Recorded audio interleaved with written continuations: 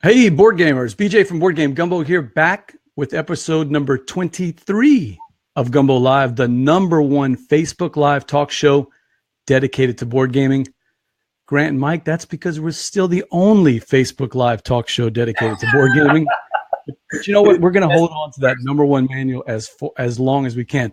Now, look, let me adjust the screen because you guys are a little small there. That might work better. Okay, good. My guests tonight, Grant Wilson and Mike Richie of Rather Dashing Games. I'm excited to talk to these guys. It's a game company that's been on my radar for a while, and I want to get to know them. Gumbo Live is a proud member of Punchboard Media, where we all bring something to the table. Check out some of the other fine members of Punchboard Media. For instance, check out the State of Games podcast. That's Chris Kirkman and the rest of the people, TC Petty, Daryl Lauder. You're going to like those guys. They always have a good time and talk about different games and what's going on in the state of the industry. Also, on the blog side, before we begin, we're going to do a couple of show notes, Grant and Mike. On the blog side, we looked this week at Fate of the Elder Gods. It's a twist on the typical Cthulhu Mythos style theming, where you play the Cthulhu cultist as the good guy. So check that out on the blog side. We posted that up this week. Anytime you want tonight, hit me up on social media, at Twitter at Board Game Gumbo, or at Facebook.com/Board Game Gumbo. Hey, look, enough of this boring stuff. Let's finish with the show notes and get right to Grant and Mike. Hey, Grant and Mike, I know who you guys are. I did a lot of show prep, but for the people in the audience, I don't know why they'd be watching if they have never followed board gaming. But just in case, give us the elevator pitch about Rather Dashing Games and Mike and Grant. Okay, well, Mike and I, we first met when I was 5 and he was 4, and he got stung by a bee, and I tried to help him feel better by giving him a candy bar that he didn't like, but it all worked out.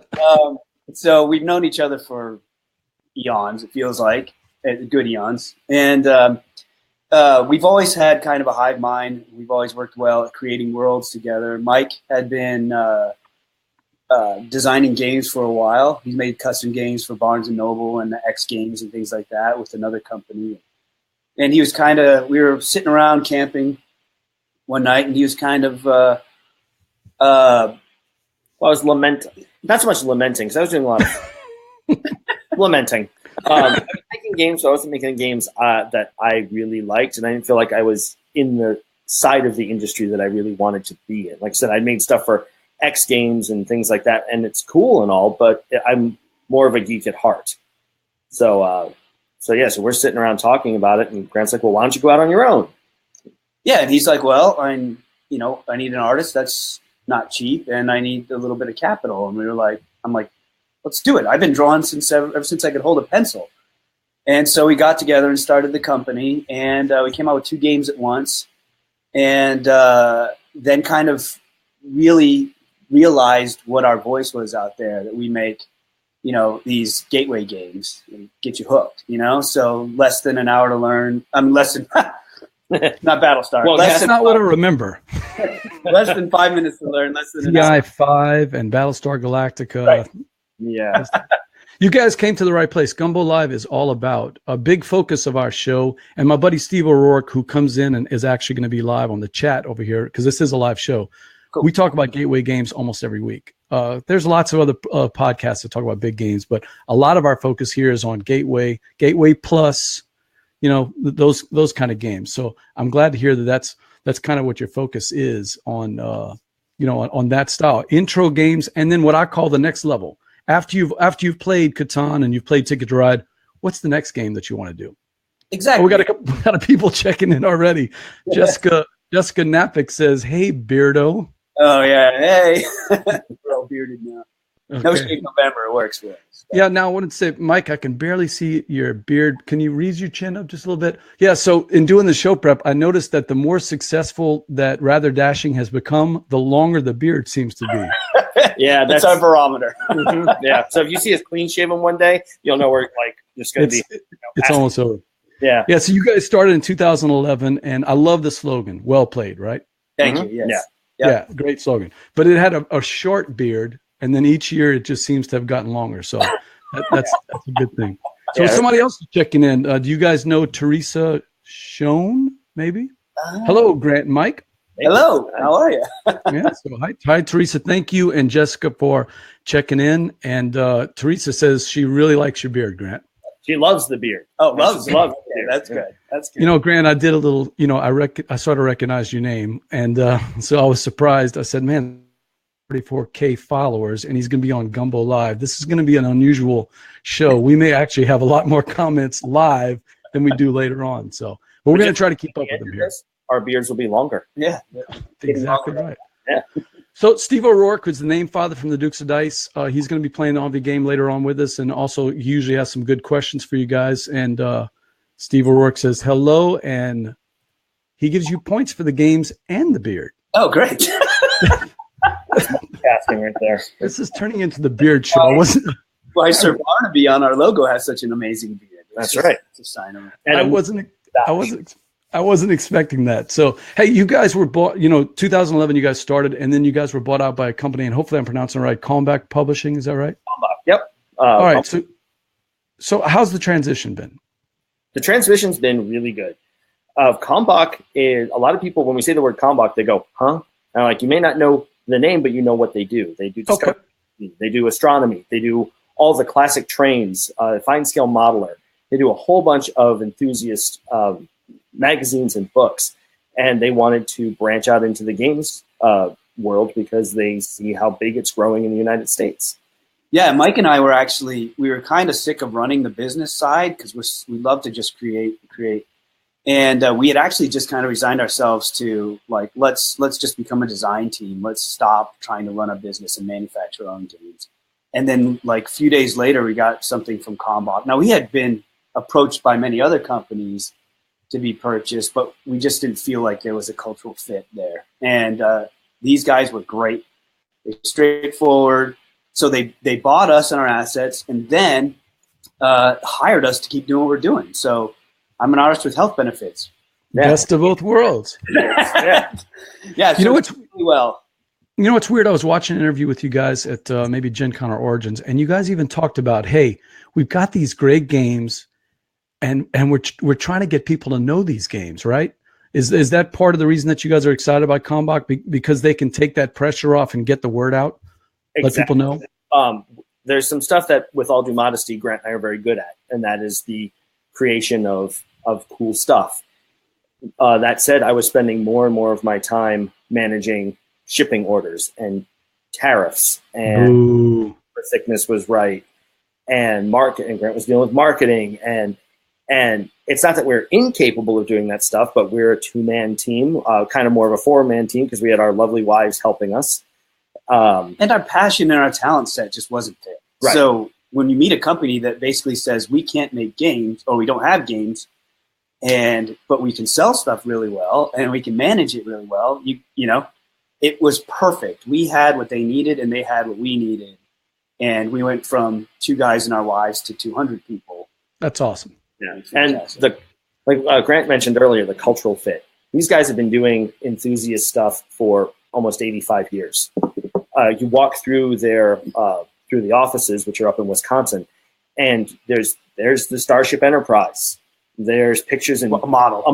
Yeah, it's not that big. I was going to say that's a pretty big building, Mike. It's huge. Cool. The offices are really cool. Yeah. But there's blowout drawings of trains on the wall, and there's this big telescope when you walk in. Antique. Yeah. It's great. So it's great because the games division part of Kalmbach is just a small, tight, agile team. Mm-hmm. And, you know, we're all on the same page, just cranking stuff out, but we have all the big resources to help our clients. This is the perfect fit for you guys. It really is. It really, really is. Well, congratulations and kudos on that. Hey, we got to keep up with these comments. Renee Johnson. Oh, hi, Renee. Kudos. Says, hey, Grant and Mike. So hopefully you guys know who that is. I know Renee. Yeah. Okay, good. William Leonidas Knowles, who I think wins name of the night. That is my wife's cousin. Okay, well he definitely wins name of the night, and he says, Mike, get it, Mike. I took that picture. I probably shouldn't say on live. This is getting weird. Yeah, and there's Chris Topoulos, one of our awesome friends. Yeah, here's another guy you might know, Mark Street from the Dice Tower. I got to shake Mark's hand at the Dice Tower convention this summer, which I didn't see you guys at for some reason. Never washed that hand again.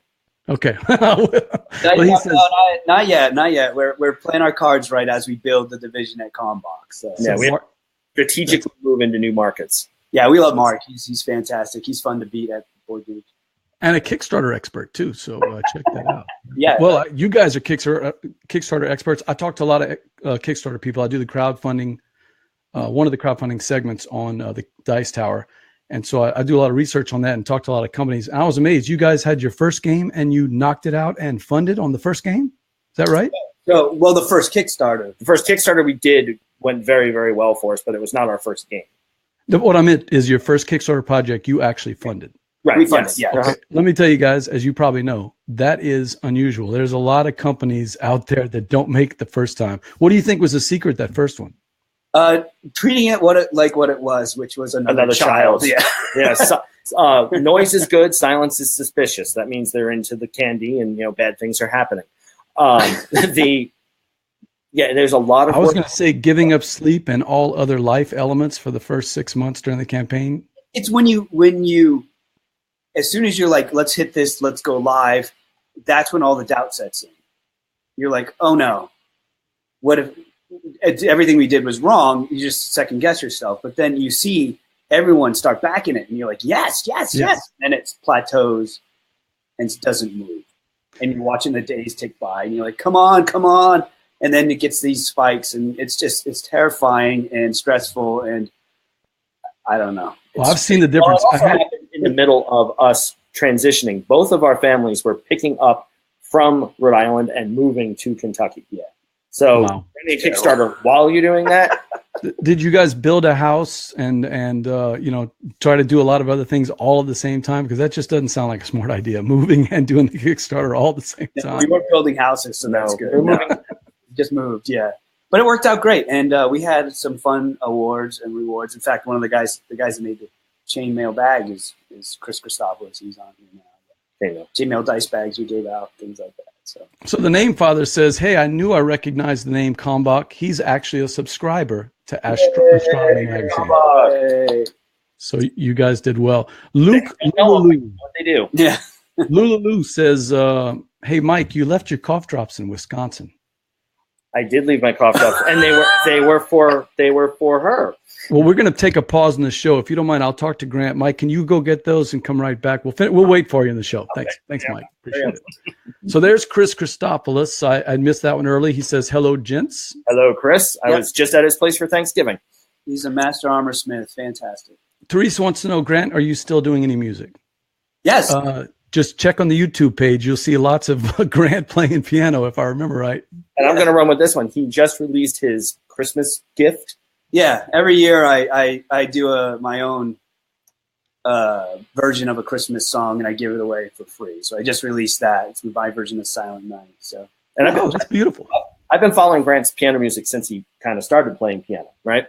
And Grant has played in like some alternative rock bands and stuff, and it's kind of folk style, and I enjoy it. Lots of fun, a lot of fun energy. But his piano music is moving, deeply moving. And I'm a piano music fan, things like George Winston, David Lawns, things like that. And I was on the road when Grant dropped this Silent Night. And I was like, nope, I'm not listening to the car. I'm waiting until I get to my hotel. I'm putting headphones, and then I'm listening to it. Wow, respect. Thanks, man. Grant, I'm a piano player by trade, and I checked out your music, man. Top notch. I really enjoyed it. Don't try to go flowery. Just try to, make it fun and pretty. Did you guys know that this is the Kudos to Mike and Grant show? It sounds like it. All right, so Teresa is getting picked on by Sandy Alvarez. Teresa, did you not get the free song? Not get to see free songs. Yeah. So this is actually the game that I know you guys. I haven't played it, but Dustin Boatman, one of the guys in the crew to Gumbo, loves this game. Element is a game not to be missed, says Mark Streed. Go check it out. So good. Thank you, Mark. Thanks. Yeah, that's a pride and joy. We love that game. We've been playing that for 10 years, and I still won't turn down a chance to play. Yeah, I started developing that in 2006. I wanted to give you some kudos. I watched your video, your little playthrough video that you did at Gencon a couple of years ago, and I was like, this is an abstract game with theme? Is this right? Yes. It's a thematic abstract game. It's almost like a new category. And you know what? It's the first of a line. We're going to be releasing one, maybe two next. Are we getting the scoop tonight? Give it to us. Come on, man, drop it. Yeah, That's what this show's all about. It's live. I've heard Tim talking about this to people, so I know I can too. And Tim's watching, so hi, Tim. He's our project manager. Hold on, we're gonna go private. It's just us three, so go ahead and tell me. I don't I'm believe listening. No, we're coming out with a game called Seasons of Arcadia, and it is a sequel to Element. it's like a sister. Okay, yeah, a sister. And What do they call it? A spiritual successor? Yes, Maybe. Okay. sure. I'll go with that. Is the spiritual successor sister sequel to Element, and it's gorgeous. Grant has done an amazing job with the art, making this look like stained glass. And instead of dealing with the 4 elements, you're dealing with the 4 seasons. And it is meant to have some. It harkens down some DNA, like Element. Fantastic hotel, by the way. I'm sorry. Fantastic hotel, by the way. Oh, I'm sorry. Go ahead. And Vivaldi did a good job with it too. Right, Vivaldi. Yes. Yeah, so, but it's a perfect knowledge abstract, and it is very simple compared to Element. It's a little bit more. The components, the mechanics are simple to teach. Yeah, they're simpler to teach. There's fewer rules, but the strategies are very, very subtle. Yeah, so each player takes on the role of one of the 4 fairy lords of, I should say, well, not lord, but fairy, one of the embodying fairies of the seasons. So you would play as winter or autumn or whatever. And you have 12 stones that represent the 12 months. And so you simply have to get all 12 of your stones on the board first. Okay. Stones, you can replace the season you naturally would replace by jumping them. And it's like a lot of stuff Mike does. It's elegant. He does what we call toolkit gaming very well. He gives you just the right tools you need. And those tools can do all sorts of things. And but Element had more of that attacking those little spirit things, right? And this game seems to be more about the placement. Mm-hmm. Absolutely, yeah. Yeah, so Element, you play as a sage, and you're pulling these stones and using their abilities to capture your opponent. Right. Where this one, you're just trying to dominate the year with your season. Yeah, as it boils down, Element is a game of capture. It's a very unique game of capture, but it's a game of capture. Seasons of Arcadia is a game of area control.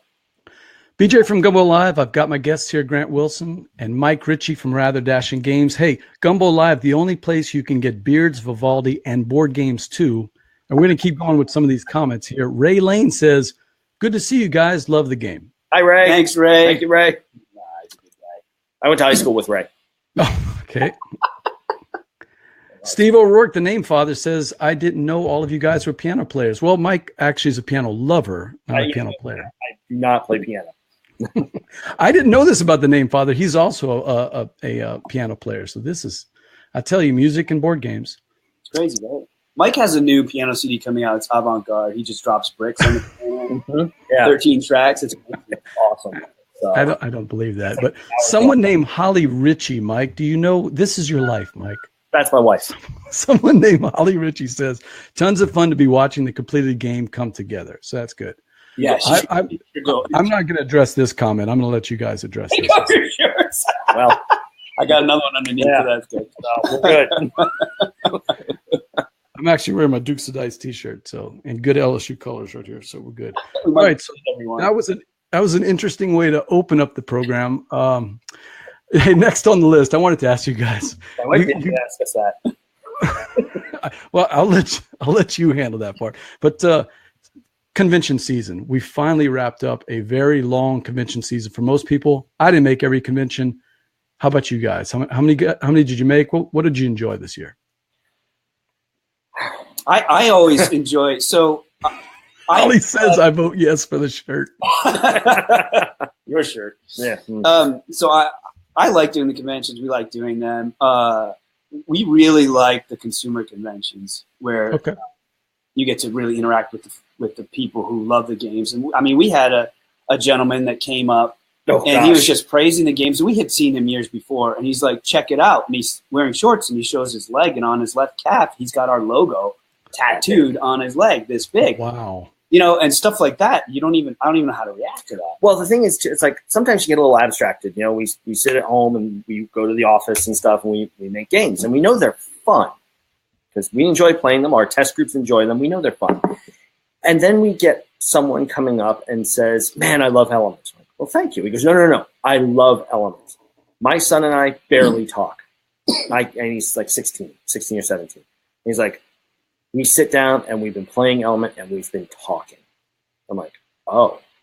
And this gentleman had the tattoo on his leg. He's like, my family gets together every Sunday and has dinner and plays Rather Dashing games. Yeah, it's part of his family. He couldn't stop talking about it. And it's just like, that's the stuff we like to see. Now, the non-consumer cons are fun because you can see all your buddies in the industry. I mean, we know everybody and everybody's cool. We love hanging out with them. Great industry. Yeah, it's great. Everyone helps each other. And Gamma is one that used to happen in Vegas. Now it's going to be in Reno.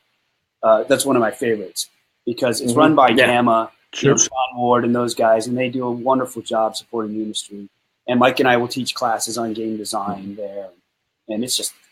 And then you have Gencon, which is just drinking from a fire hose. And madness. It's utter madness, but in a great way. And I love going to Gencon. I'd love to go to Gencon some year and not work. Never going to happen. No, it's never going to happen. I resigned myself to that. The first year I went just as a consumer, and that was 10 years ago. And it was, I want to say smaller, but that's not the right word. It was just less humongous. Yeah. Well, I'm going to tell you guys, I give you guys props for working Gen Con every year. I've seen the videos, and I spent this was the first year that I worked full time. I was at Fireside Games. I don't remember where Rather Dashing Games was, but it seems like y'all weren't that far. Yeah. It seems like y'all weren't that far over. But I mean, I never got to visit you guys because I was in the booth, pre-opening and at the end. And after 4 days, man, I was whooped. It was so much fun though. Right. I was going to say they're fantastic people, Justin and Marie. They're fantastic. The games are fun. Yeah, Justin's a great designer. Even though you can't leave the booth, they're fun people.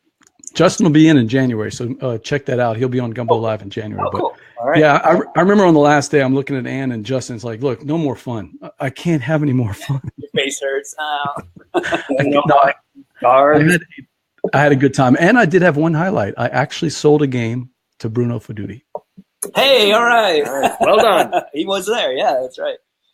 So a couple of things. Here's a game that I was checking out your game list, and this is one I'm interested in. Steve says, Coffee. Uh-oh. Get some lag. Weight game. You can teach pretty quickly and get the whole family involved. He heard it described as good for people who love Jaipur, which he loves, but want more layers and more players. Is that accurate? I would say, yeah. Hafid, we call it our first foray into Eurogaming, but as far as Eurogaming goes, it is very light. We have to make it Rather Dashing. Right. And Rather Dashing, with the Rather Dashing spin here, is it captures a lot of those mechanics that people love in Eurogames. It captures work replacement, it captures player negotiation, bidding, set collection, stuff, but all of those are broken up into phases. So deep, enthusiastic hobby gamers will see this meta arc over what all these phases will do. But new gamers and casual gamers, okay, this phase I have to focus on this. This phase I have to focus on this, and so on and so forth. Yeah, and after one round, you've got the rhythm and you go, and it gets nuts. Yeah. So I spent last week on the road with, like I said, our project manager, Tim Kidwell, and he's probably spying on us at the moment. And hi, Tim. Found you. So we hit a bunch of really awesome game stores, all the way down to Carbondale, Illinois, all the way up into Green Bay, Wisconsin, and then back down to Indianapolis, and lots of stuff in between. And we got some crazy games of Hafid going. And again, I got 5 or 6 people around the table, kind of gave them the rough explanation. I'll kind of look like, okay, all right, I think I get this. It's like, just let's start. Yeah, let's just start. And then then the first round was kind of tame. And then after that, I kind of just stepped back and I watched the jackals tear each other apart. It's got some neat elements. Like there are goods that come up in the bazaar that you're trying to use to collect and make different sets to sell in these sets to make more money than just selling them on their own. And the back of the cards show what type of good it is. So like it's livestock or it's food or it's textiles. So you'll see that icons, and that's all shuffled together. So you see these different card backs. But when you flip it over, you see what the actual item is. So you have livestock and you see, okay, this is a goat. And that mechanic's cool. And then when it came to the trading phase, where you can try to get what you want to collect these sets, a lot of games go for deception and, dishonesty and trying to fool each other. Well, we found that actually limits you. So we went the other way with honesty. You can't lie, you can't steal, and you have to honor the deal.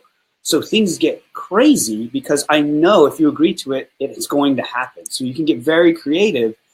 We had real money on the table. We had someone buy his kid a steak dinner. Well, it's crazy. Yeah, his kid realizes he's not going to win, so he pushes all of his gold over to his father and says, "If you take me out for a steak dinner at St. you can have the gold." And the father says, "Sure." And we're like, "Whoa, whoa, whoa, whoa. You have to honor the deal." And this is a Gencon. Next day, the guy comes back to the booth with a receipt and photos of his son enjoying the steak dinner. Yeah, that's what we're looking for, game experiences. Hey, Cheryl Bowler has a question for you guys. This is going to be a short one. You could probably answer in 30 seconds. How many games do you have in development, and how long does it take for you to come up with ideas? That could take hours if we get all the way into it. But give us the elevator pitch. How many games are you developing right now? We're thinking out to like 2020, 2021. Wow. We've always got a dozen or more things, at least somewhere in the works, even if it's just a couple sketches down on a cocktail napkin, and we know we'll get to that later, all the way up to stuff that we are getting ready to go out to production, and so everywhere in between that. Yeah, from games that we're just kind of kicking around the concepts and how to narrow it down so Mike can start actually, getting the math done and all that, to games that we're ready to do right after Hafi, which just came out. I mean, we're always working on, probably about 30. In the notebook, 20, high 20s, that are bouncing around various stages. And that also includes things like, we're working on expansions and stuff like that, should the need ever arise for us to, come out with stuff like that. And then Mike will come out of nowhere with, oh, hey, here's a new idea for a game. How we play that, and it's amazing. Put on fast track. That's an awesome question. Thank you, Cheryl, for checking in on that. That's a great question. Rebecca Fastison says, not only do they create great games, these guys are two wonderful people inside out. So, thank you, Rebecca. Yeah, we all go way back. I've noticed. We knew her since we were kids. She's insane. She's fantastic. Have you guys not called Farron Coday lately? Apparently not. So she works at Gencon. You guys would miss me too much if you stopped going to Gencon. Call Farron, please, right after the show. Need to take a break to call Farron. Please call her. Okay, she misses. So, operators. Danny wants to know when book 2 is coming out. What are we talking there? All right, so Grant and I wrote a book a couple years ago called Brotherhood of the Strange, and we had some. I saw that. Okay, so it's steampunk, and we've got this really fun steampunk adventure story we've been working on for several years, and we released book 1, and right as we were starting up to work on book 2, that's when the acquisition happened with Kalmbach, and we just had a lot to do. So the story is not dead. No, there's way more to tell, and the first book ends on the cliffhanger. We know that, and we're sorry, but life happens, so it'll be there. As Brandon Sanderson always says, it's in the works, right? Yeah, right. It's in the works. Yeah, it's in the works. Any day. By the way, I know that some of the games you guys have typical fantasy tropes or sci-fi or steampunk. What about a bodacious beard as a new character in one of your games? Farron wants to know. Well, our mascot has a pretty bodacious. True. So yeah, I think Chris does like Hafid's. He says it's another great game. And Holly Richie says she loves the trading, so apparently she gets the best of you on those deals there, Mike. No, okay. So Holly is the most brutal player of Hafid ever, and so my mantra at the table is, don't trade with Holly. Don't trade with Holly. I'll look at where she's putting her cubes, and I know exactly what she's going to do, and I watch people fall right into the trap, and I'm like, no! So we're talking about negotiating games with Ted Alsbach a couple of months ago, and his wife actually came in on the chat and said, don't trade with Ted. Never trust Ted. Yeah, there you go. And he's like, it's the exact opposite. She always bats her eyes, and she gets the best deal at the table. So, Hey, guys, we are going to be talking about Wakening Lair. I got a couple of more questions, but Mark and Chris are excited to hear about Wakening Lair. In fact, Mark said he got to play a prototype with you guys at Gamma. Yeah. Yes, and it's come a long way. Yep. And we're going to get that. I did want to ask you guys what a question I've been asking everybody since the season started. What's been your best game experience since Gen Con? Grant, how about you? What's been your best game experience? Since Gen Con, this is going to sound like pandering, but I got to say it's been playing Wakening Lair. Oh, good. Now, here's what happened. So I have 3 boys, okay? They're 14 and at the time, well, 14, 18, and 19, okay? And my 2 oldest were both the presidents of the D&D club at school. The older one first, and then when he graduated, the second. And so on Friday nights, these kids would all come over. All these crazy kids would come over, and they would play D&D, and then they would play video games and eat all the pizza, right? So one day I had this home-spun version of Wakening Lair, and I put it in front of them and said, hey, guys, can you guys just see if you like this? I mean, you're D&D guys. See what you think. And so I taught them how to play it. And they played it for I think it was 5 hours. And it's only a 30 to 40-minute game. Yeah, I kept playing it. And then every Friday they'd come over and play this until my kids went to college. They would come and play this game the whole time. And that's crazy to have 15 to 17-year-olds who want to play D&D and video games give that up for this game. That to me was awesome. But my experience was we were at, was it Gen Con? Oh, you said after Gen Con. Dang it. But it was near the end of Gen Con. Oh, I can't hear you. Can't hear you. Since the start of Gen Con. Okay, so yeah, we were showing people Wakening Lair, and we had this epic battle, and we were the last room. We were going to die. I'm sorry. We were going to die. We were all going to lose. And it came down to one die roll, and the die roll failed. And we were like, no! If that had hit, we would have won desperately. But then, last minute, Mike's like, wait, you had this. And it allowed us to roll again. And the epic roll, we won. And it was fantastic. And we bards sing of the tales. That's right. Yeah. Nice.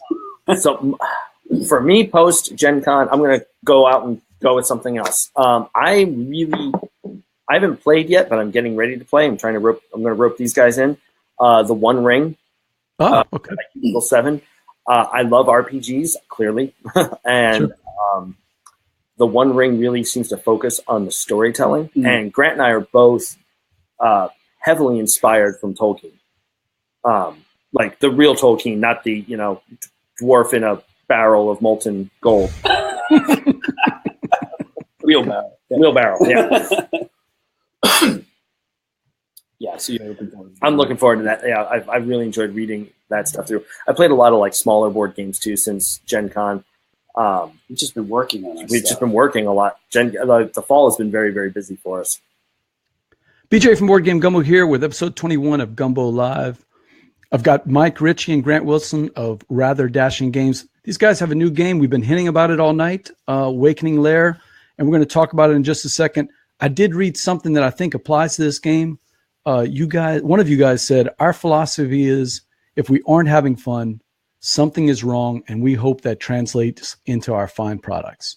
Now, that's a long slogan. I think Steve, the name father, could probably shorten that up for you guys. But, of course, you already have a great slogan. But tell me about the background of Wakening Lair and how this thing came to life. The way I've heard it is, one of you guys described it as sort of RPG in a box in a board game, Tell me, how did this come about? All right. We have to go way back, but I'll be brief. When I was 14, I started playing D&D with Grant and some of our other friends, like a lot of people of my generation. I love D&D. Over the years, I've played many iterations of D&D, Pathfinder, World of Darkness, Rifts, and a whole bunch of other RPGs. Gamma World? I've played Gamma World. And I have a friend who's watching right now laughing because I was talking about Gamma World just the other day. And then we all grew up. And I still play Pathfinder. I still play D&D, but I don't always have time. And then we started to see things like, really cool things like Dungeons & Dragons board games come out. Started things like Descent and Massive Darkness and Gloomtown, all that kind of stuff. Shadows of Brimstone. These are great games. I love them. But they are $100. And my Mansions of Madness box, I think, weighs 30 pounds now. Yeah. Right. And I'm not handing. You're talking about first edition, I guess, Grant? Second. Okay, the new one. Okay. Keep the iPad in there and a charger. So I'm not panning those games at all because I play them a lot and I love them. We both do. Right. So D&D's hitting can take years to do a campaign, and you have to buy all these books and minis and stuff, and that's the granddaddy. And then you have these games like Descent and the D&D board games, which are in the middle. There's very little on the low, quick end that is truly a dungeon crawl. There's a lot of games out there that have dungeon theme. Right. Yeah, we who played the games now are adults, and we don't have that time, so we wanted something quick. And so we went looking for it as gamers, and we found a lot of people had cool mechanics, but they kind of crammed a dungeon theme onto it, and it didn't really feel like we were doing what the game promised. Like, I didn't feel like I was dungeon delving. Typically, they're competitive, so who can get the most gold out of the dungeon? Or who can kill the most monsters to get back out? And I'm like, that's not what we do. We're a team, and we go in together. So this is kind of the game I've wanted to play since I was about 15 or 16. I wanted to scratch that classic dungeon itch, but I wanted to be able to do it in essentially a smaller card/board game. Not to be competitive necessarily with the granddaddies and the big games in the industry, but to kind of create its own little subgenre. Yeah, I get that. When I've got 3 of the 4 D&D games, and it's just missing that player connectivity, the RPG, the story element. Plus, my favorite thing about D&D is creating the character and then watching your character grow, right? Yeah. And in the D&D games, it's almost impossible to get to level 2. I mean, you got to roll a 20 on a certain aspect. So when I saw Delve came out, Indie Boards and Cards, a company I like, I've done some work for them in the past. And when I saw Delve came out, I said, oh, here it is. Different characters. We're going to dive into the dungeon. And it's a fantastic game, but it's Carcassonne with a fantasy theme, which is okay. I like Carcassonne. In fact, I'd rather play Delve than play Carcassonne. So when I saw Wakening Lair, go ahead. I was going to say that's what we mean is they're not quite that feel. So instead of starting with a mechanic and trying to put a theme on it, Mike started with what we knew and loved and boiled that sucker down into a nice rich syrup. So it scratches every itch, I feel, that there isn't necessarily a narrative, but as you play the game, each game is unique. And so it creates a narrative itself. Yeah. And that's the thing. And it's a half-hour to 40-minute experience. So obviously, you're not going to be, getting these guys to level 20 like in D&D and stuff. But even the characters, this is a home print version, so bear that in mind. So you try and get the glare off. There we go. Yep. Oh, nice. So there's a character. You've got that's art from Grant Wilson. Is that right? This is art from Grant Wilson. And so this is our monk. There we go. And you've got the hit points running down the center. You've got abilities. You've got a bunch of archetypes. There's more information on this card than we'll, lead on right now. But the great thing about this game, especially considering now more than ever, families and women are picking up RPG games, every side has a male and a female version of the same exact. Other than that, the character is the same. I like that. So you build this character by adding treasure cards. Sure. Oops, sorry. There you go. Off to the left and off to the right. So your character does level up, not numerically, but he levels up by getting weapons. And sometimes a weapon, we've got a system in there that everybody can use a weapon, but the more it is fit to you, the better you can use it, the more strong it is. So everyone, let's say your character has has a base attack of, let's say, fire, like you're just good at fire, but you get a sword that doesn't match that. You can still use it, but as the better the weapon matches you, the more dice you can roll. But I don't want to get too mechanical here, but Wakening Lair it's just fun. The whole concept is that you and your town, there's outside of town, there's been this lair that's been asleep and hasn't caused any trouble for a while, but now it's stirring. And you get together with your buddies and you go in there to try to wipe out whatever's in there before it gets out and destroys your town. So if it's stirring and half asleep, you got a better chance. And so what we do is we lay out 12 dungeon cards in a row, and we move through this dungeon.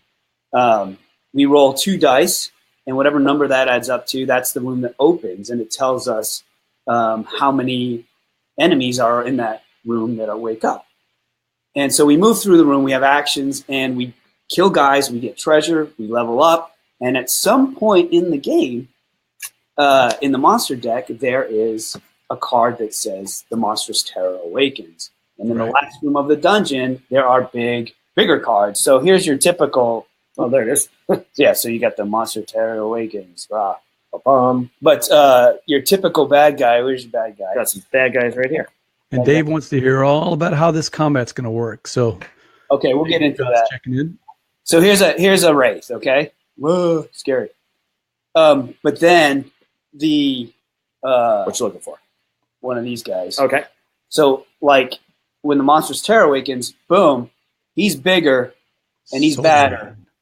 And they're all very different. Very different. And they all play really different. There are 6 of them, and they all create a totally different experience.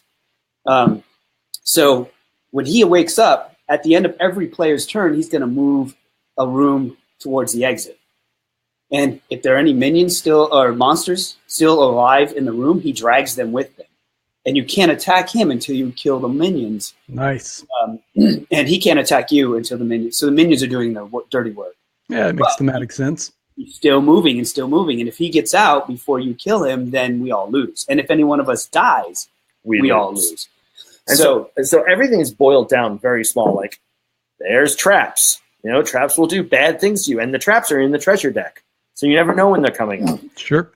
There's just a lot of little things that are nods to all of the classic RPG stuff that everyone here loves. But the great thing is we've played this game extensively with complete non-dungeoneers, complete non-gamers, and they're immersed. My 6-year-old needs help with the math, obviously, because some of the actual mechanics are a little beyond him, but he asks to play at least once a week. And we've been playing with a test group in Massachusetts over Thanksgiving, and he comes out and he looks at the board because he's supposed to be in bed. He's like, "Oh, you guys are in trouble." And then this one guy he's like, "Okay, I'm going to win." My 6-year-old's like, No, you're the healer. Do your job. So this is really approachable by a lot of people. Well, I got to give you guys kudos. You posted a rule book already online, so if people want to check that out before it's going on Kickstarter, I guess. No. Oh, straight to retail. Okay. Yeah. Well, people can check out the rule book right now. And Mike, you're a man after my own heart. One of the mechanics you got in there, at least if I'm reading it right, I call it Mike loves the push your luck mechanic. I do see it in a lot of your games. I've been checking out your rule books. Hey, that's one of my favorite mechanics in any game. So you caught my eye with that. So, but you guys haven't talked about it tonight. How does the push your luck mechanic work here in Wakening Lair? Okay, so to talk more about that, we have to explain a couple things. Chucking some dice, right? Come on, man. Each room in the dungeon is there are 6 different types of damage in the game. So each room in the dungeon is a different type of room. So it might be a fire room or an ice room or a poison room. So if your character is in that room and your base attack, such as this mage, you can see does frost and fire, that's its preferred attack. So if the room matches that, you get a +1 to all your attacks. Now, monsters have weaknesses. So here's an ooze, and he's weak to frost. So if you attack him with frost damage and one of your hits is successful, you can press the attack. You can continue to attack him as the same action. Oh, I love that. Yeah. I love it. Cool stuff like that. Now, this is one of the coolest things about the game is there are 3 different category of heroes. So there are arcane, and that blue flask is their symbol. Sure. Okay? Sure. This is the wizard, so it has the wizard hat in it. You have the wanderers. So this is a bard. Sure. Sorry, I know it's blurry. So that's a bard. So you have the green. Yeah, we can see the little minstrel symbol there with the guitar, right? Yeah. Don't draw blurry. And we have what are they? Fighters? Warriors? What do we call them? Fighters, I think. I think we end up calling fighters. So this is the red shield is the fighter, and this is the monk, so he's got the hand. Okay. So if you look at, let's take Sesame, Sesame the Enchanted here, okay? She's got fire. Her base attack is frost and fire. So when she comes out in the game, she's a newbie and she looks like this. And when she attacks, she can either attack with frost or fire. And you attack with as many dice as there are icons. Right now there's one frost icon, so I can roll one 6-sided die to attack, okay? Yeah. Or I can attack with frost. Now, as I get weapons, okay, when I kill a monster, I'll get a treasure. And the treasure is split in two. On one side is a weapon, and on the other side is a magical item. You can either hold on to it and trade it later, or you can pick one or the other. So let's say I pick the weapon, I'll slide that under this side of my card. So now I have the weapon. If I pick the item, it goes on this side. Oh. I can only have one of each item, and here I can only have one of each type of weapon. So here I've equipped a fire sword. What's it called? Orc Scorcher.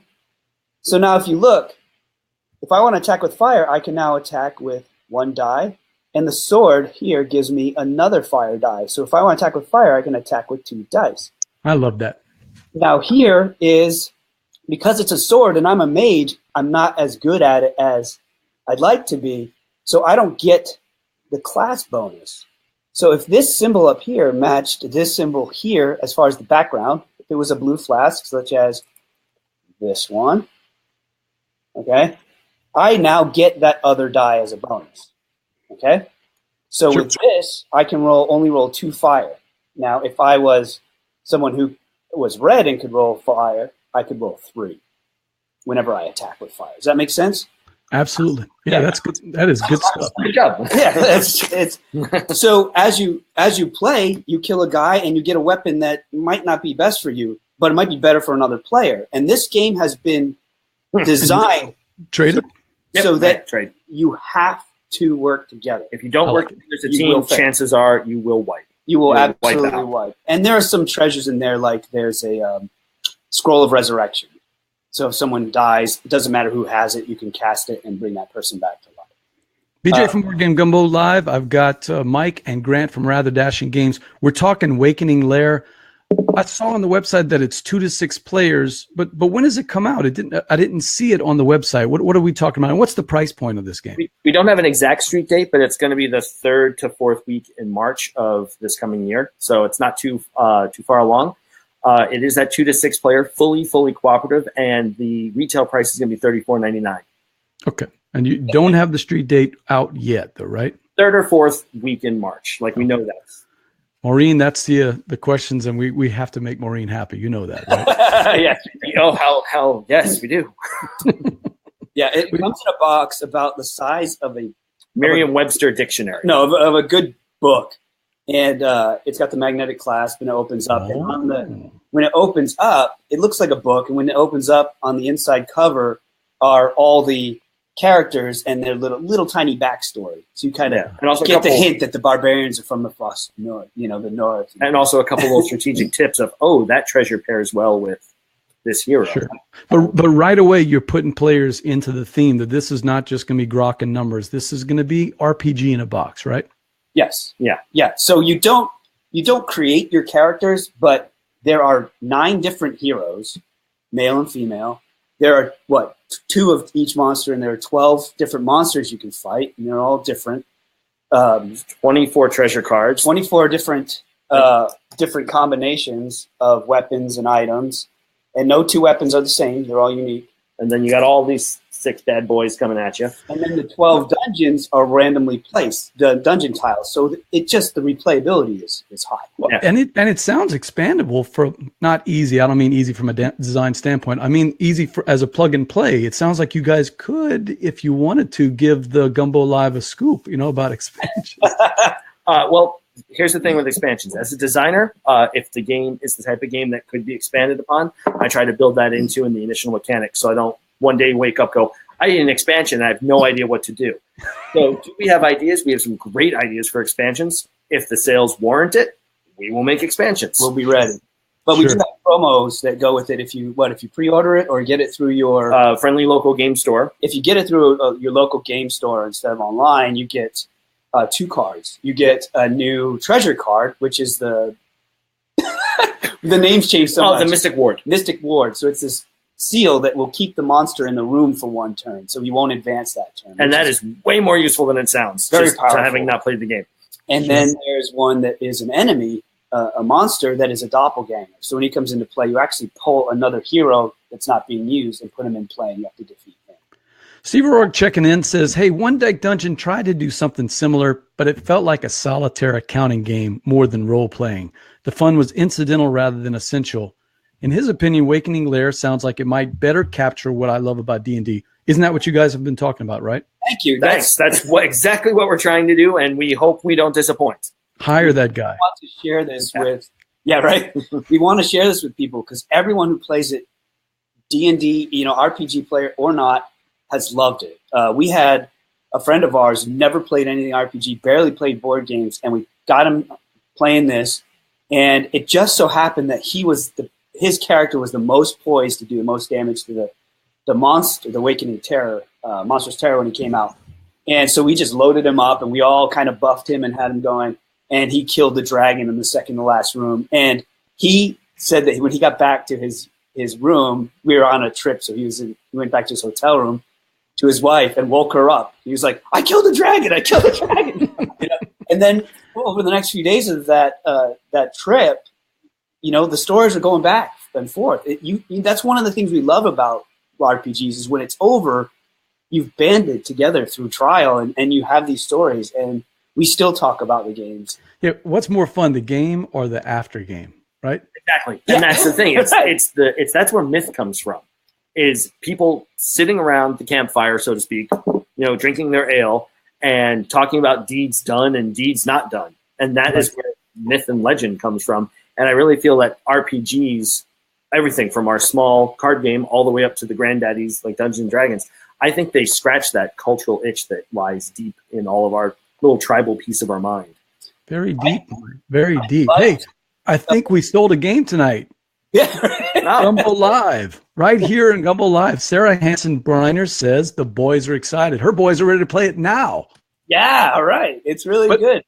But Mark wants to know, hey, are you guys going to make any special playmats or cool promos for Wakening Lair? You did mention about the promos at the friendly local game stores, so I think we covered that. He loves to pimp his games, as we all know. As do I. What about special playmats? You've got to let the game. You got to see if the game has a life of its own. We have all that pretty much ready to go. It's about is there the need? So we have to wait for the demand before we can supply. So I mean, I see twinkles in your eyes already there, Mike. Like we said, the stuff exists in our brains and in our notebooks and computers, but we love it. But I think even X-Wing didn't have a playmat for a year or so. Sure. So I mean, we have to make sure that it warrants that. Look, I interview a lot of guys, and you guys are very passionate, not just about games, but about gaming. I mean, it's shining through right here, even on the internet. So I wanted to say that. Hey, Steve O'Rourke, who I already told you should hire, he says your expansions could be like those old school D&D modules, right? Like GM01, Grant, Mike, module 01, GM02. Hey, James, an acronym for TSR or something. James Castellano says, Grant and Mike, don't ever grow up. Don't ever grow up. Man, you guys are awesome. No plans on it. Big Jim. All right. We could. I'd like to. Do we have a second? Yeah, sure. I don't know where he's going with this. I kind of want to give a taste of what the Monstrous Terrors are like. Oh, nice. Because there are 6 of them, and they all suck. They all want you dead. So let's say, for example, let's start with, here's Soulbane, okay?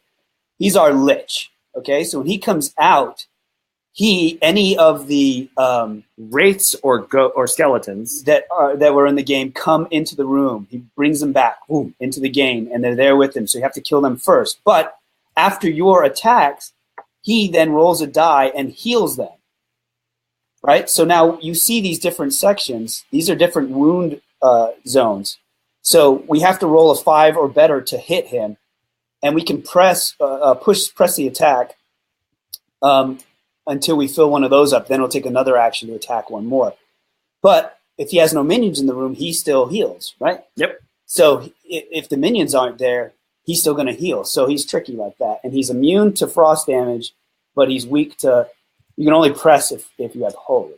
So that's what he's while you're talking about that, Grant, Dave wants to know, is there a downside to pressing the attack? What is the push your luck? Oh, okay. So pressing the attack is not really the push your luck. It's if you are essentially expected to do it, you can.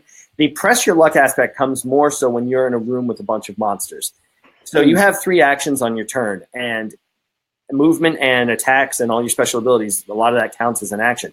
If I end my actions in a room where there are still monsters, they will in turn attack me. Even like the ranger. So the ranger can attack from monsters in adjacent rooms.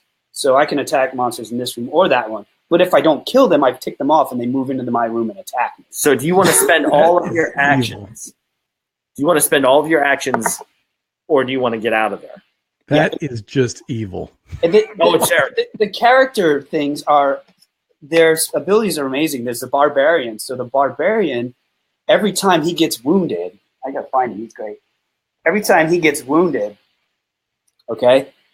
So if he has a wound mark, you can see he's easier to wound, and then he gets harder to wound. Because he's angry.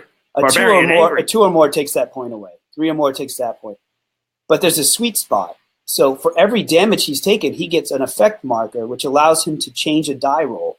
So the more wounded he is, the more he can affect his roll, the stronger and tougher he becomes. He's Hulk. So we fit these characters in. Like here's a monk. When he rolls his dice, he can assign them in any order to any monster in the room, like a flurry of blows. So again, there's that boiled, that heavily boiled down RPG style. Yeah, but Mike, you've been chiming in as Grant's been showing these cards. Every time he talks about a mechanic, you're quick to point out how it relates to the actual card. It looks to me like mechanics are important, but the theme behind the mechanic is important to you. Absolutely. Again, I said one of the things we've been wanting to do is create a game that scratches that itch for all of us kind of old school gamers, but also, again, with his kids, which are upper teens. My child, who's 7, people that have never run a dungeon or killed a dragon in their life. It's so I'm going to kind of diverge a little. Like, I like how you said gateway games at the beginning. We're starting to get away from the term filler game, and I'm really glad we are. These games are not filler, because filler games you play in between other games. So-called filler games are starting to take up the whole night, and I'm okay with gateway games and, like you said, gateway plus games, because we are seeing a huge renaissance of gameplay in the United States, and it's only going to get better. And I agree. Are we going to? And there are people out there doing the $100 games extraordinarily well, and there are people doing the $15 and $20 games extraordinarily well. Mm-hmm. But the games that run the $25 to $40 price point that are just as immersive and provide. So what we're trying to do is give you a $35 game with a $95 theme. Nice. Hey, I think we're on the cusp. I don't think, they're always talking about the boom or the bust. I think we're on the cusp. I hang out on this Facebook page, Gateway Games and Filler Games. It's run by a guy named Chuck Yeager. And almost every day, a new person joins it. What's that? Yeah, the Chuck Yeager. Wow. when he's not flying around the world. But almost every day, someone comes up with a question like, hey, I just bought this cool new game called Catan. What do you think? And I don't laugh at those questions. I love those questions. You know why? Because companies like Rather Dashing that makes games that are Gateway Plus or next level, you guys are the natural next step for those people that have played Carcassonne or Catan or going, wait, there's more? There's more out there? Yeah, in 5 minutes, I'm going to teach you a game. And in 35 minutes, you're going to want to play it again and again and again and fill up the whole night, right? Yes, exactly. We've built our company on a set of pillars that we won't shake from.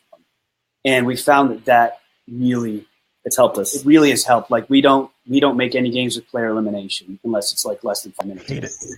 We don't use score pads and stuff. There's always a more creative way to keep score. I don't like score pads. we don't like solitaire. I don't want to sit down at a table with 4 of my friends and we're all playing the same game, but we're not interacting. We're all kind of playing our own little game. Sure. So there are more, but we want people to feel like one of ours is lore. We want our games to have more than just face value. We don't want just blue and red cubes. We want a story. We want the mechanics and story to match. Right, where those blue and red cubes mean something. Yeah. So, and the other thing was getting, like I said earlier in our discussion, was getting more and more women into gaming, and it's awesome. And something Grant does very well, and we said that lore is important to us. Now, a lot of times, and I don't want to throw anyone in the bus, but for a long time, it's like, sure, we'll put women in a fantasy setting. We've got chainmail bikinis galore, and we've tried to go in the different direction. And Grant's art really lends to that. So you see, we have a lot of. She's strong and she's clothed. A lot of women that are extremely strong characters. That's our bard, and there's our ranger, and here's our paladin. I think I ran into her at Circle K. Yeah, I think you ran away. We got. Oh, sorry, that's a dude. We've got witches, and so that blending of lore is also for us. That blending of lore and mechanics is also something we try to tie into where the culture of gaming is going, and we think the culture of gaming is going towards equality even faster than the rest of our society. Yeah. BJ from Board Game Gumbo here, Gumbo Live. I got Mike and Grant from Rather Dashing Games. You guys have the comments of, I've been trying to keep up with them. You guys are rather popular. So let's get a couple more questions out. Dave Klumber wants to know, hey fellas, when is game night in Music City and why aren't y'all showing up? Dave Siamber, he's an old friend of ours. Siamber, sorry. He's down in Nashville, and any excuse to go visit I would use. So yeah. Yolanda Williams says, hey Mike. Hi, Yolanda. That's all she wanted to say. Didn't want to bother you. Just wanted to tell you, hey. Drive by. Steve O'Rourke, the name father, says, and he reminds me, we both like Elder Sign. We both like to push your luck in there. One thing that's cool is the different great old ones that end the game and often end you in the process. Right. You all are giving deep thought to the big bads and how much we love to hate those guys. Oh yeah. It's when that monster, when this card comes up and you flip that big card over, it's never you're like, oh crap, we're not fit for this, and we've got to make this happen. And the final version of these will actually have where these holes are, where these numbers are. It's actually another board on top of it where you can sit the cube in so it doesn't move around. Kind of like Scythe, inlaid. Yeah, like Scythe, the inlaid board. Oh, I like that. Board. Dave Duga is a tough nut to crack, and he says, I do really like the art in this game. Hey, thank you, David. That's great. Nice. Try to keep it chunky and simple and fun. Yeah.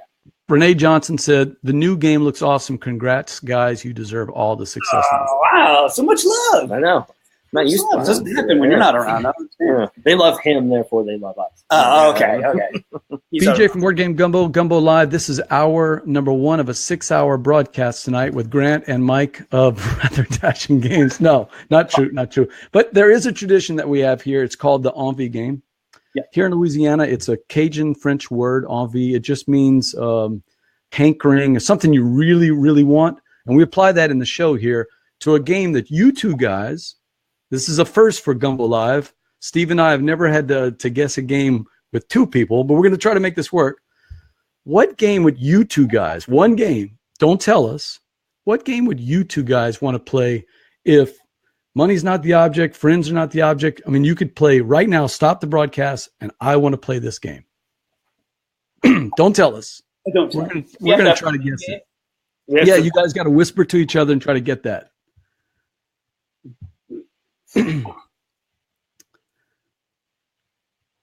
Yeah.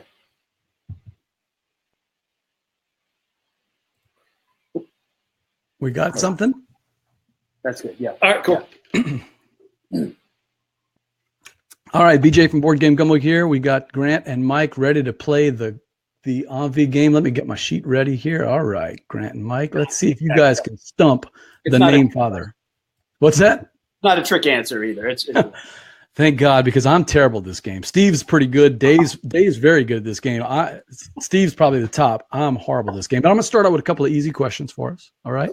Is it a competitive or cooperative game? It is a cooperative game. It's a cooperative game. All right. You know, that actually helps us. Now, Steve, that gives us a fighting chance because that's only about 10% of the board games. When they say competitive, I go, okay, another loss for Barry. Yeah. I'm not going to get this. Is it an American designer or a European designer, maybe? Oh, do you guys know? I believe it's American. Yeah, I believe it's an American designer. Dave wants to know, and this doesn't count toward my questions, by the way. This is Dave asking, is it a dungeon crawl? That's pretty astute. Sort of. Kind. Yeah. Yeah, I guess. Yeah. Not literally, but yeah. It's not a traditional dungeon crawl, but it is a dungeon crawl. Don't give me too much info. Yes or no? Oh, sorry. Yes. No, sorry. No. Yes. No. Oh, I love this. Yes. I love this. The wife is in here already. She already knows what it is. We just got to talk Holly into telling us. Quiet, Holly, be quiet. You can bribe her with candy very easily. No. Steak dinner at Gencon. It worked for that kid. Steak dinner at Gencon. So Holly knows. All right. So yeah, Steve says we got to look. Steve is sharpening up the tool shed already right now. He wants to know. So is it board based or card based? Board based. Based. Okay. Let's see. I was going to ask this next question, but with Mike's designs, who knows? Thematic or abstract, or is it a Mike thematic abstract? It's an abstract. It's not a Mike game. It's not a rather dashing game. No. We figured I've got a chance here. Not a bad offer, Holly says. I want beer. That's also probably true. Holly, if you give it up, I've got a case of Abita. I can send you some Abita beer right here, made locally here. So let's see. Is it a Ameritrash or a Euro or a hybrid? That's for you. Geez, I'm going to go with a. I mean, this is very opinion based, but I'm going to go with it's a hybrid. Okay. It's got a lot of theming, but it's got some Euro elements to it. That's a good dig. So that's not a solid. Sarah wants to know if it takes more than an hour to play. Again, hard. If you play well, it is co-op, Mark. It is co-op. It's episodic, so it depends on the episode. Oh, depends on the episode. Oh man. Yeah, he's stroking. He's stroking his. Yeah, it's nervous tick when I start thinking. I rub the beard. Teresa said, "Here's a clue. Grant had to think about it, Mike." One of the answers, I guess. It's because I've been dying to play it and haven't played it yet, so that's why I would want to play it. Has it come out in the last 3 years? Not the core game, no. It's older. Not the core game. Holy cow, man. God, so Dave's got a guess. Is it Time Stories? And so does Mark. It's not Time Stories. Although that does fit the description we've been given so far. Yeah, it does, yeah. So to refresh what we got so far in our first 5 questions, it's cooperative. He thinks it's American, or they think it's an American designer. It's board based. It's a hybrid, probably. And the core game did not come out in the last 3 years. That tells me there's some expansions for it. Correct. Yes. Numerous. Is it an IP? Steve wants to know if it's got an IP. Is it IP based? No. No, not an intellectual property. Is it Cthulhu based? Sort of. I would say very. I would say I'm calling shenanigans on that one. No, I will explain it this way. It is the people have clearly read Lovecraft who designed this game. Okay, but Cthulhu himself is not in it. Not to my knowledge. Oh. Is this part of that game where Grant said you have to be honest in the answers? Yes. Yeah, okay. You can't lie. You can't steal yet. I'm neither lying. I may be ignorant of a lot of things, but I'm not lying. Okay, so when we're talking about a theme, it does have that kind of horror Lovecraftian theme. Okay, now come on, Steve. Come on, Dave. We're getting close here. Is it 2-player only or more than 2 players? Multiple players. Sarah goes with the question I was about to ask. Mansion of Madness? One of my favorite games. We the 4 of us and our 2 wives, play that a lot. So we've already got that. We're already pretty deep in there. My wife and I played on our anniversary. Is that sad? We weren't there for that. Wow. So Grant, you said you haven't played this game yet, though. Played. So it's not. So it's not Mansion of Madness. Dave wants to know if it's Eldritch or Arkham Horror. One of my favorites. Nope. Yeah. And Dave, those are definitely Cthulhu games. Another hour. What do we get if we win? Like, if you can't guess this. Remember that steak dinner you were going to buy yourself that we talked about before the show? If we went. That's not good. I'll bring you some pecan praline at the next convention. Deal. Nice. Well, Yeah, nice. Does it have miniatures? Yes. Yes. I'm waiting for you to ask that one. Yeah, that helps us out there. Miniatures. But you know what's throwing me off is that you said it's Cthulhu, but it's not straight. It's not Arkham or Eldritch or Elder Sign or any one of those because they all have Cthulhu in it. In that universe? No, that's what I said. It's inspired by Right. it. I said the designers clearly know their Lovecraft. Okay, And so that's that vibe, but right. it's not in that world. Right. There's no Dunwich. There's no. No, there's none of that. No.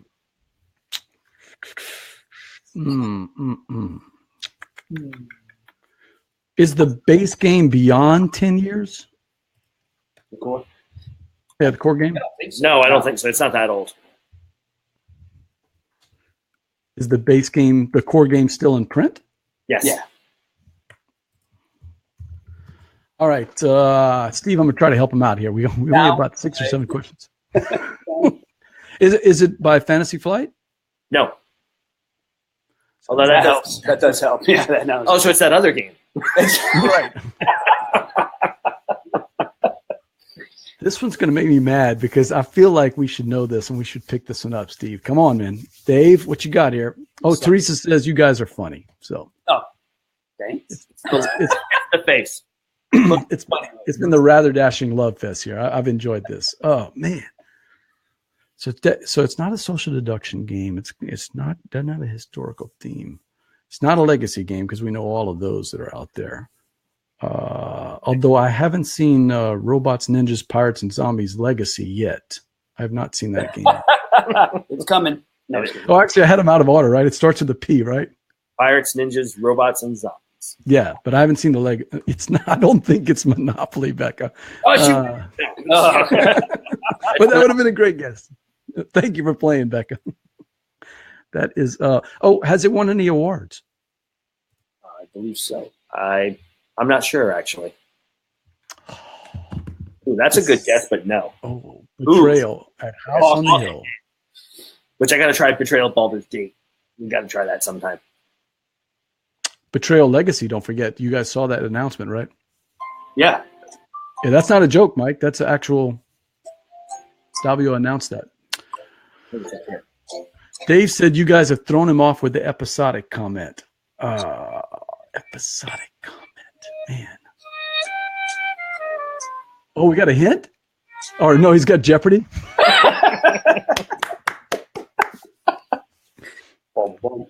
Do you want to use one of your? How many words in the title? Come on. Do you want to phone a friend? Yeah. Lifeline. Yeah, man. I hate to. If I ask for a hint, that is not a win for me. So I'll be out. I mean, these guys can still take a shot at it. Oh man. Yeah, you've eliminated most of my questions because we're right there at the theme. We're right there at the part. Okay, here's my hint without being a hint. Ask more about the theme. Okay. That will probably give it away. I'm gonna do some research here You do that. so we can give them better answers. Is the theme based on present day? No. So historical horror. Is it historically themed? Not to. It takes place in an era of history, but I don't think it's trying to. It's not accurate. It's not trying to be accurate in any way, Alternate shape, or history. form. Space-based. Steve wants to know if it's space-based. Nope. Yeah, I didn't think that would be it. Yeah, I didn't think that. So, oh man, boy, We got I him. think that since I designed this game, I would be good at it, but I'm not. I know the feeling. I know. The good thing is there's only dozens of people watching me flounder at this, and there's probably a couple. Well, no, actually, I would say there's probably a couple that know the game, but obviously not because they haven't guessed it. Oh, our friend Andy Cohen is probably watching. He's going, I know it. I taught him this game. Andy, I'll give you credit if you can pick it up, man. What game is it? Man.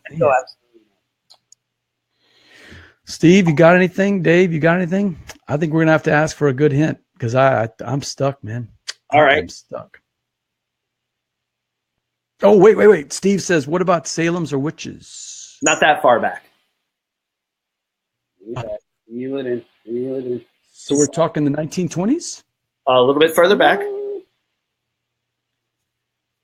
Further back, 1800s? Yes. Yeah. Emily Lejeunberg says Evil Dungeons and Monster Combat. I don't think. Really? Okay. Oh yeah, Dungeons. Well, it's not dungeon like someone built it, but there's Places to keep bad people. exactly bad monsters. Yeah. God, man. Dave's got nothing either. Wow. They're gonna kill themselves when they hear it. The year is 1885-ish. 1885-ish. After the Civil War, before World War One. Give me a vowel. E. What's that? Give me a vowel. Man. O-U? O-U? No, there's no U. No you. No, there's no U. Yeah, that really helps. Dugas says Zombicide. No. No U in Zombicide. And it does have all the, they've come out with 4 different seasons in it. Check your messages. Lulu says Shadows of Brimstone. Hey! Big winner. Wow, congratulations. Shadows of Brimstone. I haven't played it. Heard a lot about it. What appeals that? Why does that game appeal to you guys?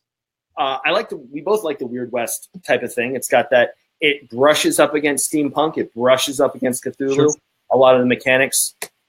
It's cooperative. We're all trying to go. It's what we love about RPGs. But like I said, I haven't played it. What I'm looking forward to is that experience in a very different. Yes, it's got it's that boiled down RPG. Not as boiled down something like Wakening Lair, but it's like Descent, which I love, but it's the Weird West. You're going into silver mines and you're getting attacked by weird Lovecraftian style horrors, and there's a heavy storytelling element to it in between the episodes, and I think they handle that really well. Well, you guys, that was a great choice. That was one I wouldn't have thought of, and but now that you say it, I mean, it's obviously the way you guys have described gaming tonight. It's obviously something that would be right up your alley. So. Yeah. It's a good one. All right, board gamers, that is it for another episode of Gumbo Live. We had a great time with Grant and Mike playing the Envie game and talking about their game, Wakening Lair. Hey, look, I want to thank you guys for coming in. It was fantastic. I had such a good time. How can people reach you and get more information about Wakening Lair? You want to go right to rather-games.com. We have Facebook, Twitter, Instagram. Rather-games.com will get you in touch with all of that. And we are very active on social media. Mm-hmm. Our social media, not only does it tell you about what we're doing and what when our games are coming out, but it also has this kind of like geek news aspect to it. So we're constantly putting stuff out there that if you're a geek like us, you'll want to hear about. I love the fact that your website has videos on how to play your games.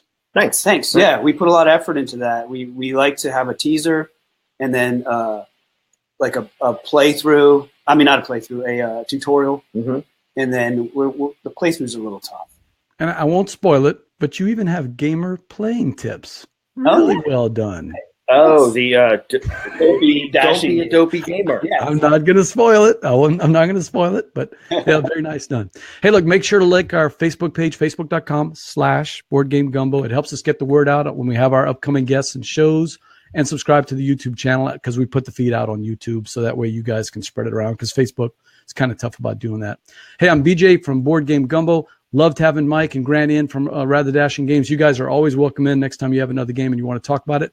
And until next time, Grant and Mike, laissez-les bon temps rouler. Hey, all right. Thank you, sir. All right.